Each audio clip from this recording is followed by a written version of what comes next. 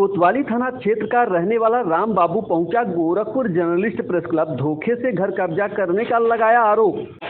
जी हां, आपको बता दें, कोतवाली थाना क्षेत्र का रहने वाला राम बाबू पुत्र स्वर्गीय केसरी नंदन मूल रूप से कोतवाली क्षेत्र के मोहल्ला दिलेजाकपुर, थाना कोतवाली अंतर्गत पुश्तैनी मकान है। हालांकि राम बाबू रेलवे में नौकरी के कारण कासगंज परिवार के साथ रहता है। आज गोरखपुर जर्नलिस्ट प्रेस क्लब पर प्रेस वार्ता कर बताया कि हम अपने पुश्तैनी मकान को अपने बुआ को रहने के लिए दे दिए थे, जिससे घर की देखरेख हो सके, किंतु सन्नी मधेसिया कुशीनगर के हाटा थाना क्षेत्र का रहने वाला है। उसने फर्जी तरीके से कागजात के बल पर मेरे घर को कब्जा कर लिया। जब इसकी सूचना हमें प्राप्त हुई तो हमने डायल 112 पर पुलिस को सूचना दी। तत्काल पुलिस मौके पर पहुंची और अवैध कब्जा रुकवाया। वहीं संदीप मधेसिया मुझे फ़ोन करके धमकी दी कि यदि तुम लोग गोरखपुर आए तो तुम लोगों की से अपने जान से हाथ धो बैठोगे और पूरी संपत्ति को मैं कब्जा कर लूँगा। बुआ की मृत्यु 13/7/2025 को जिला अस्पताल कासगंज में हो चुकी है। मेरी बुआ का नाम मीरा देवी था। बुआ मीरा देवी से कूट रचित वसीयत बनवाकर मकान का ताला तोड़कर पत्नी का जेवरात जो बुआ के पास रखा था और बुआ का जेवरात ताला तोड़कर बक्से से चुरा लिया और मकान पर गुंडई और दबंगई के बल पर अवैध कब्जा कर रहा है। पीड़ित ने संदीप मधेसिया के विरुद्ध कानूनी कार्रवाई की मांग की है। सर, क्या नाम है? मैं राम बाबू और ये मेरे छोटे भाई हैं श्याम बाबू, और पिताजी का नाम स्वर्गीय केसरी नंदन, और ये दिलियाकपुर आवास संख्या 221 है। ये मेरा पैतृक आवास है, पुश्तैनी जगह थी हमारी ये। और बुआ जी को दे रखा था रहने के लिए उनको, क्योंकि पिताजी भी बाहर नौकरी करते थे और बाबा जी भी बाहर नौकरी किया करते थे, और बुआ जी की जो स्थिति आर्थिक स्थिति ज़्यादा खराब हो गई थी, उस कंडीशन में उनको रहने के लिए दे दिया गया था। 98 में जब हम यहाँ पे आए थे तो बुआ जी ने अपना 50% की दावा किया था उसमें कोर्ट में।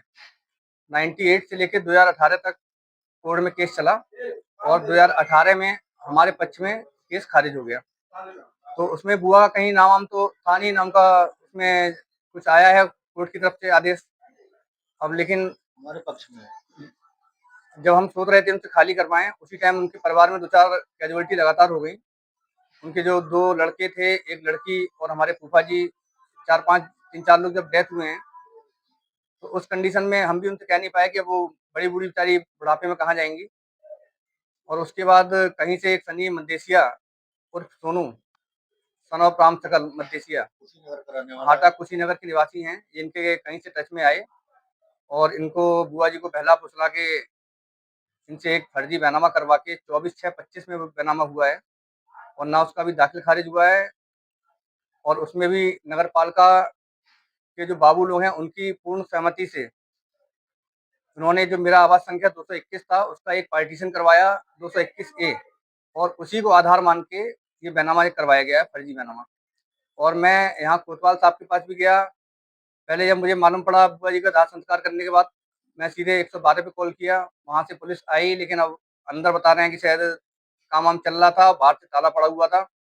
और 2-3 बार 112 पे बताने के बाद सब कुछ कोई मतलब कार्रवाई नहीं हुई किसी तरफ से भी।